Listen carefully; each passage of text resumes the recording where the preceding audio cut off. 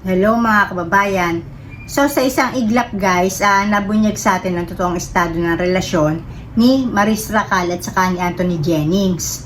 So bali magka-love team sila dito sa ABS-CBN. So nabunyag din sa atin no, kung gaano kalibog at gaano kalandi itong si Maris Racal.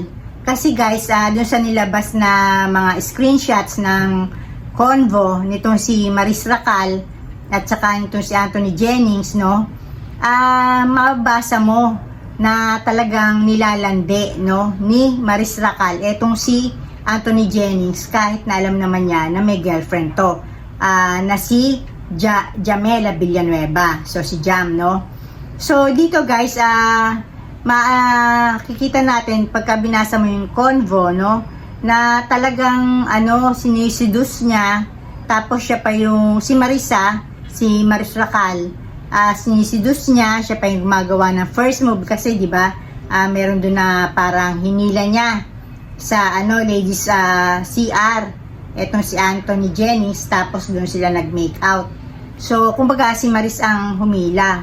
Tapos meron pa na naiwan yata ni Anthony Jennings yung kanyang sweater dito sa bahay ni Maris Racal.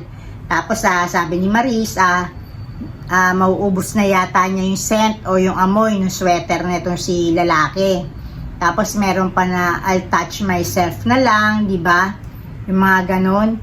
So dito sinasabi na pwedeng kasuhan itong si Maris, itong si Jam Villanueva, no?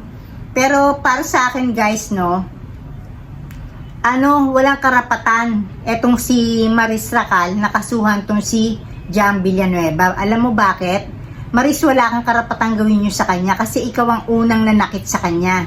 Kasi alam naman ni Maris na itong si Anthony Jennings boyfriend itong si Jam Villanueva.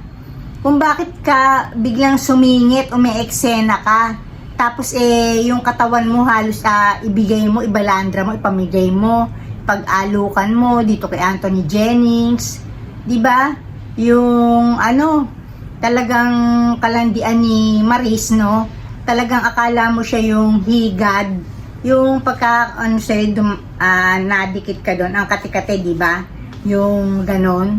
So ibig sabihin ko, walang karapatan si Maris na magdemanda kahit sabihin mo pa na cyber libel o libel, 'di ba? Kasi ikaw ang unang nanakit kay Jam at hindi niya yan gagawin sa'yo kung hindi mo siya sinaktan.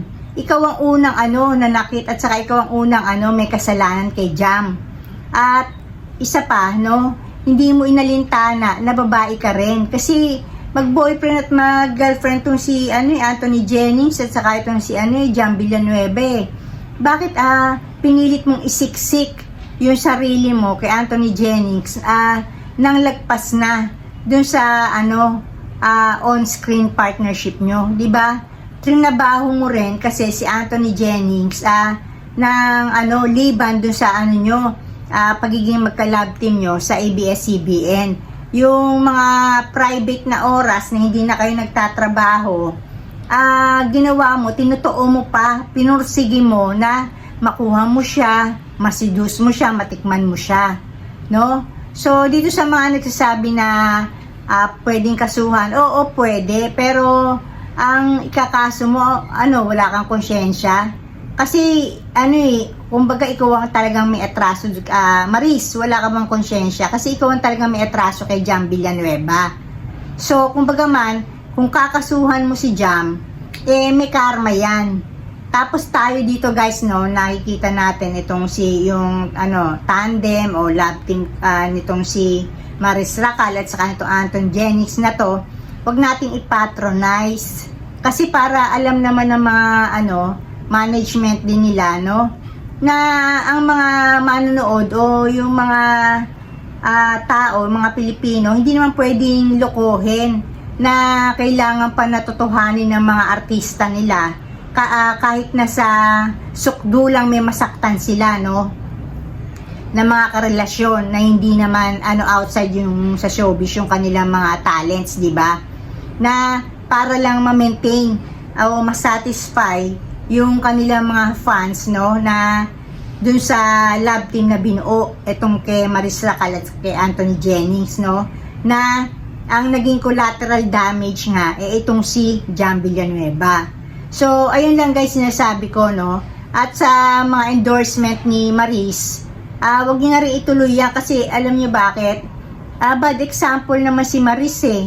Unang-una, babae siya, tapos may babaeng sasaktan siya, makasarili siya. So, kumbaga man, yung negativity sa katawan ni Maris, yung kakatihan niya, at pati din sa emosyon niya, na selfish siya. Ang gusto lang niya makuha, matikman, no, itong si Anthony Jennings, at malay mo, gusto niya siya na yung makarelasyon, di ba? At mawala na sa picture si Jam, no? Ano yun? Parang bad example yun, isang bulok na yun, ugali. So hindi makakabuti sa mga kumpanya na kukunin na endorser etong si Maris Racal ng kanilang mga produkto.